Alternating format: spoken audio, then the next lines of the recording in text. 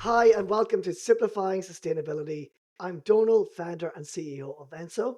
And I'm Erin, a sustainability expert here at ENSO. Great. Today we are tackling scope 1 and 2 emissions. And this is something which really every SME should care about because they are key information requests and business opportunities, as well as reducing our impact on the planet. We're going to be breaking it down into bite-sized, actionable tips. I know when we hear emissions, it sounds like a huge puzzle piece. We're actually going to be doing 3 separate episodes about emissions coming up, including this one. So we're going to get into as much information as possible.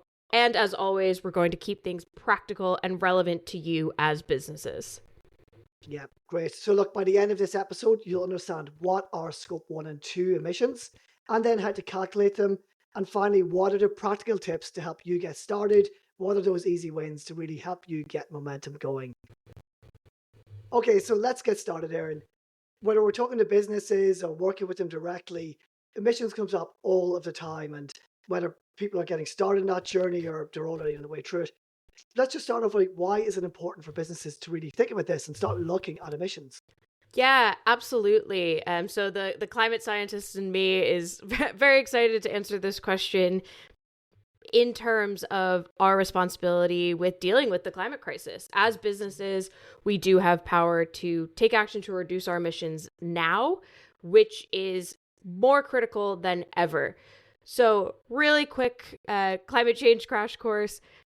Emissions that we as humans and we as businesses are letting off are causing temperatures to get higher. And that is essentially what is causing the climate to change. That was very much the Spark Notes, very quick explanation. But that's essentially what it is. More emissions, higher temperatures, worse effects of climate change, things like sea level rise, high intensity rainfall, natural disasters, heat waves. All of these things that we've seen an uptick of in the past, I would say even couple decades, that's just going to continue to get worse the more we emit. And as businesses, we need to understand these impacts, figure out how we're going to adapt to them because they're already around us, but we want to mitigate them from becoming as bad as they could become. So any emissions reductions we do now will make our future climate change not as bad. And reducing and becoming less dependent on carbon-intensive processes and emissions-intensive processes will make you more resilient as a business overall.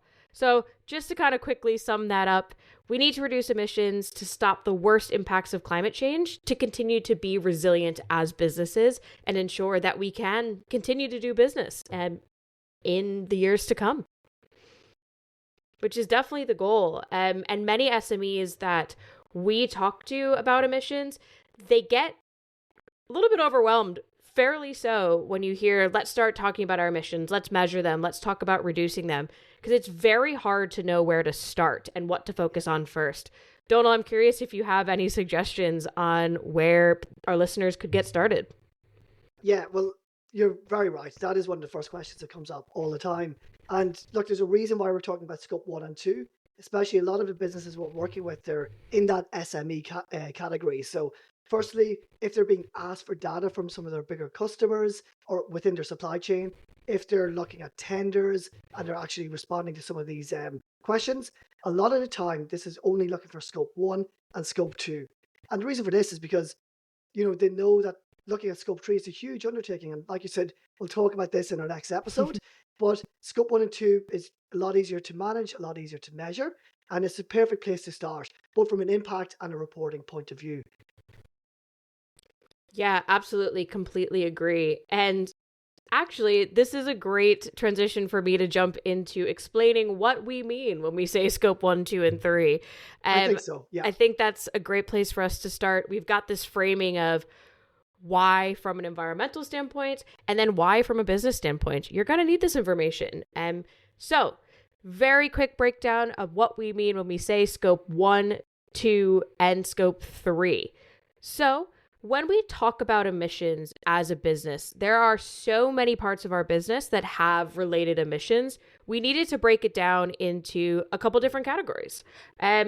we needed to talk about our direct emissions, scope 1. So scope 1 is any emissions that you have directly on site. So let's say you are a manufacturer and you use natural gas on site to power generators or other equipment, and that releases direct emissions. That would be your scope 1 emissions. Scope 2 are indirect emissions, specifically from energy use. So for most businesses we work with, this is pretty much just your electricity use, and it can be calculated based on how much electricity you used and what source it came from. But this might also be purchased heat or purchased cooling or even purchased kind of natural gas products that aren't burned on site. So scope 1 and 2 for us are kind of the inner circle of your emissions. They're the ones that are the most in your control, easiest to track and measure, which is why we start there. Scope 3, which I'll break down in much more depth in our next episode. Scope 3 is your entire value chain. These are indirect emissions from your upstream and downstream value chain. So this includes like transportation, waste, end of life of a physical product if you have one, employee commuting, things like this. So it's a bit broader, and for many companies, it actually makes up a significant portion of your overall emissions, but it's much less out of your control. Sorry, it's much less in your control, and it makes it more difficult to understand and take action on. The reason we're doing scope 1 and 2, beyond it being easier to measure, is that your bigger partners who are trying to understand their scope 3 will need your scope 1 and 2 emissions to make up that data. So any information requests will likely, at this point in time, only ask you for scope 1 and 2. So now that we understand scope 1 and 2 and the scopes overall, hopefully, narrowing in just on scope 1 and 2, Donal, are you hearing of any specific challenges or issues that business owners are having with this and with maybe calculating and understanding those scope 1 and 2 emissions? Yeah, absolutely. So as we're working with businesses, like I said, this comes up all the time. Two of the biggest challenges, one, measurement. How do we actually do this? And then two is getting buy-in to actually start taking action.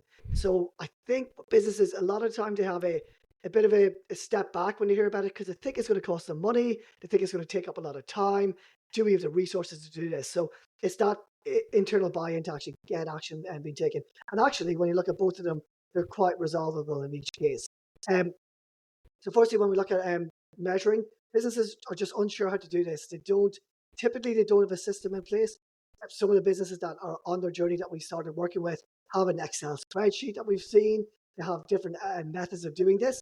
For us, using the platform and everything, it's really simple just to pull it all together and really just have a system in place. And that takes away a lot of the overwhelm and headache.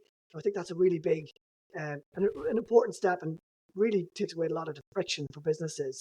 And look, a lot of the time it can be just due to a lack of knowledge, a lack of time, or personnel.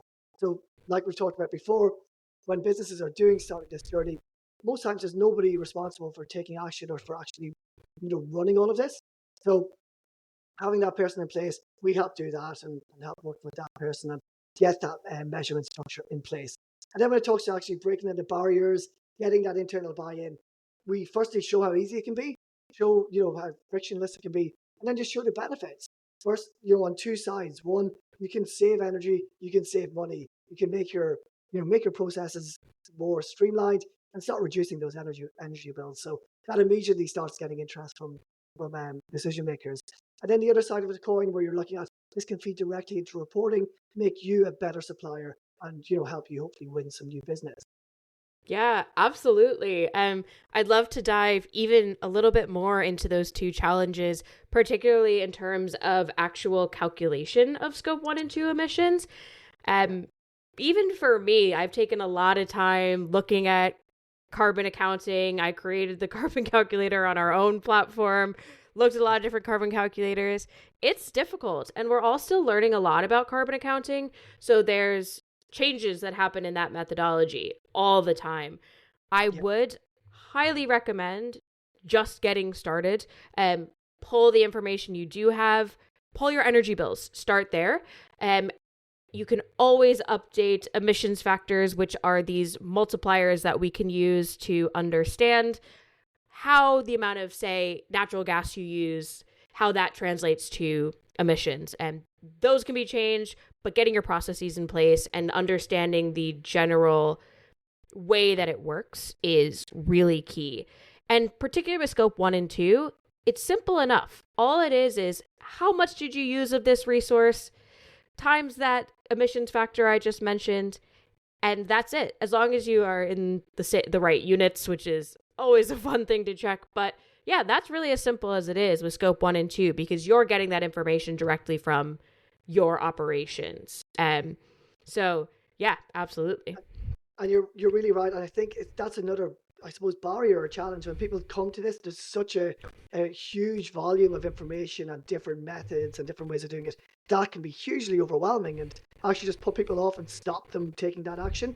There are a couple of, relatively simple but like pretty effective online calculators.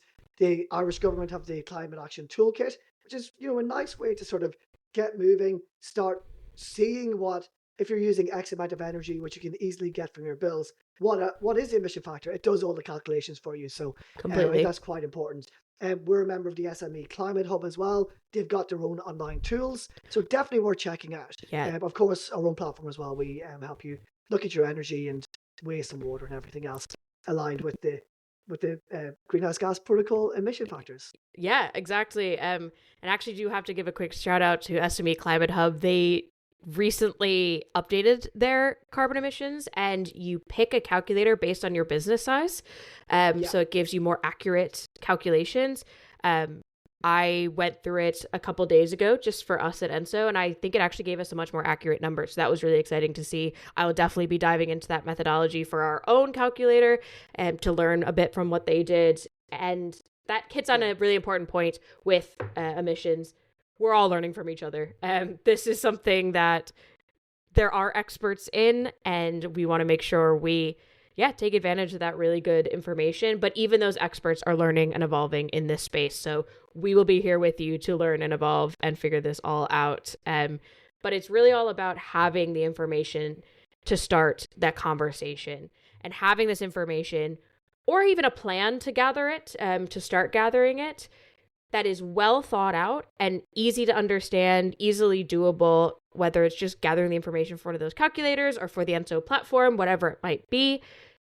This is a key tool in getting that overall internal buy-in. If you come in with this, look how easy it is, this is what we need to do, I need just X amount of time and to talk to these departments, and we'll have a baseline, it's going to make your life way easier with that internal buy-in. Donal, I don't know if you had any other thoughts to dive deeper in on that internal buy-in specifically, and that would be definitely interesting. Yeah, and look, what we've seen really work, and it's the simple things sometimes when a business or when we're working with someone, they can go in with, a printout of a graph and a couple of graphs to show, like you said, the baseline, this is what we did in 2024. Now in 2025, we're actually already on track to reduce that by X%. Mm-hmm. And it's that visualization. People just they don't want to be bombarded with tons and tons of information. You don't want giving your management team or whoever you're working with, a 20-page report. You want to be able to succinctly and clearly show that what you're doing is simple, it's time efficient, and it's having an impact. So it's really, really important. And I think, from our point of view, it's being clear and, not overwhelming the people that you're communicating with as well. So that's a really nice way of doing it. Again, working with us, we help businesses do that, to visualize what you're doing and show the impact. We were talking to a business recently around, they put solar panels on the roof, and now they have quite a big installation, and they're really seeing the effects of that. But the effects, they're reducing by over 25%, in sunny days. This is amazing. And to be able to show that then, and even for outside of your business, to show that to your stakeholders, your customers, it's cool, and it's really easy to do as well. So by starting at the beginning, that measurement part, getting a grip on it, and it really is an easy win, and it can be, a lot of the time, it's that first step on your sustainability journey, just gathering the data that's already there in your bills, and then being able to communicate your usage. And then, and we help businesses all the time do this, have a sort of an actionable plan to show this is the steps we're going to take to try and reduce this over time. I think probably sometimes we deal with this a lot. Businesses are kind of afraid to take that first step because then that means they might have to, they're going to have to do something, and in their mind that might be something drastic that's going to cost a lot of money and going to take up a lot of their time. But it really doesn't. Just making that first step, getting that graph together and getting the data, and then really start simple steps to start reducing that over time. It doesn't all have to be done at once. Yeah, absolutely. Completely agree. Even just an action plan to get the data is great. Because really sometimes it does take some chatting with coworkers and finagling to get all that information together. And we understand that that can be tricky too. But it's a nice feeling once you get it and then take steps towards reduction. It is. It honestly is. And then that's something you have that you're always coming back to. So it's great. Totally. And Erin, one of the top questions we get all the time is what time period emissions should be measured? How do you actually go about this? And are you doing it monthly, quarterly, yearly? How does it work? Yeah, this is a great question. A little bit of it relies on data availability, but at the very minimum, you want to be able to have a baseline year, like a full year. So we're in 2025 now. Ideally, if you can go back and gather, say, your energy bills or any other information from 2024 to get even a simple baseline, that would be great. If not, if you don't have those things, great. We're starting our baseline year right now. We're going to put in the bill we get this month, and then our baseline year is going to be June 2025 to June 2026. That's our baseline year. That's fine as well. But you do want 12 months of data just due to seasonal variations in business activities, temperatures, all that fun stuff. You ideally want to be tracking it at least once a month because of those variations. It does give us a nice understanding of how usage changes over time, and then it's easier to see reductions when you do put in place any actions in the future. Yeah. If it's possible to get data more often than this, say if you have a smart meter for your energy or your natural gas usage or your water or whatever it might be, and you can get a reading every day, amazing. That would be phenomenal to have that level of data and that level of information. But that's genuinely not possible for everyone. And I know sometimes companies give you bills every 6 weeks instead of every month. That's fine as well. I would say the goal is every month. But we know that it's not always possible. But the shortest time frames you can get, the more data we can have, the better. The more you understand, the better. I'm not the first person to say this, and I certainly won't be the last, but you can't act on what you're not measuring. We can't move forward with what we don't understand. So the more information you have, the better. Yeah, and that's a really good point as well, because if you're doing it monthly, it actually gives you a structure where this is now part of your monthly routine. And it's actually getting this, because sometimes with a new habit, you started with a lot of gusto and a lot of, a lot of great ideas, but a lot of energy. Then if it's not actually fixed into your routine, all of a sudden after a month or two, it can fall off. So actually having that monthly check-in to start collating that data, it's really good and just gets that system in place with the business. Yeah, completely agree. I actually love that. I think it could even just tie right into when you pay the bill, you pop in the number into the ENSO platform or whatever tracker you're using at the moment. It's that simple. Yeah, create that routine. Brilliant. Erin, can you give us your top tips for getting started with Scope 1 and Scope 2? Yes, let's get nice and practical.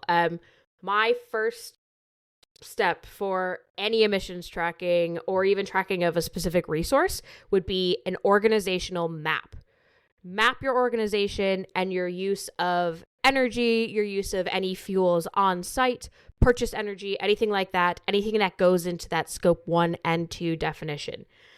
For me, I'm very visual. I would literally draw it out, maybe like with some lines and circles of the processes.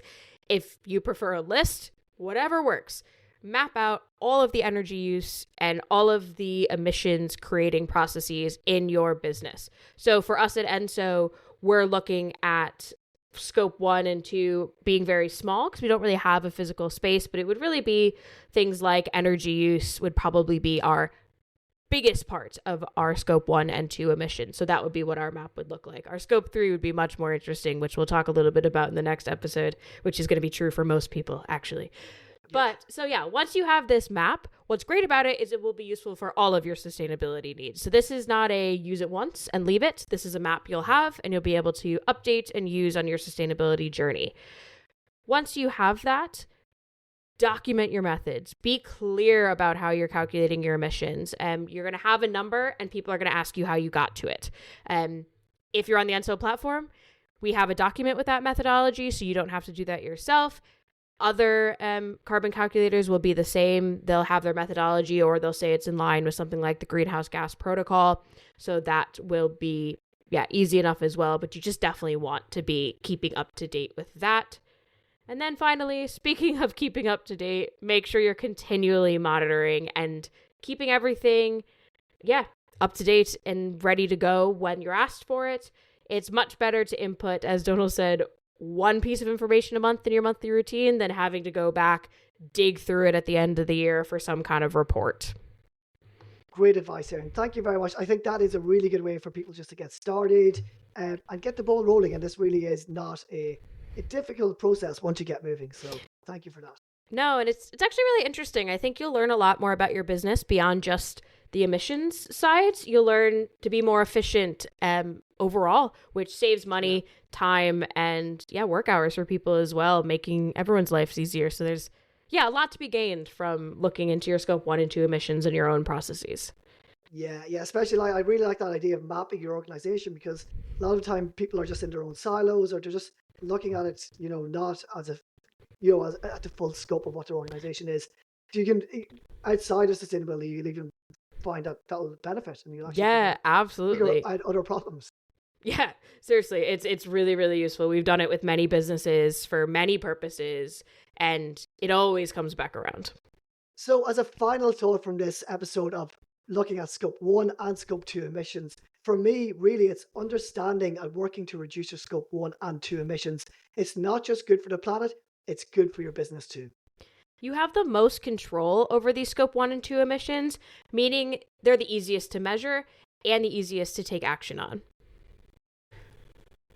If you'd like to learn more about scope 1 and 2 emissions and how you can actually start measuring it and taking action, visit the ENSO website. We've got lots of tools, resources, and guides. And also feel free to reach out to us on our website. We'll happily set up a call and chat through how we can help your business start making a positive impact. Yeah, absolutely. We obviously love talking about this. And just make sure you don't forget to follow us for updates and tips. We're here to help every step of the way. Next time on Simplifying Sustainability, we're going to be talking more specifically about scope 3. So this is all of your upstream and downstream emissions. So we'll really be getting into what that means, what you need to look at, and how to measure that aspect of your emissions. And then in the following episode, we'll get into actions for reducing your overall emissions. So these first 2 episodes are making sure we understand what scope 1, 2, and 3 emissions are, how we can measure them, and then we'll get into the exciting part, that emissions reduction moving forward. Thank you so much for listening today, and we hope this was helpful on your emissions journey. Thanks, everyone.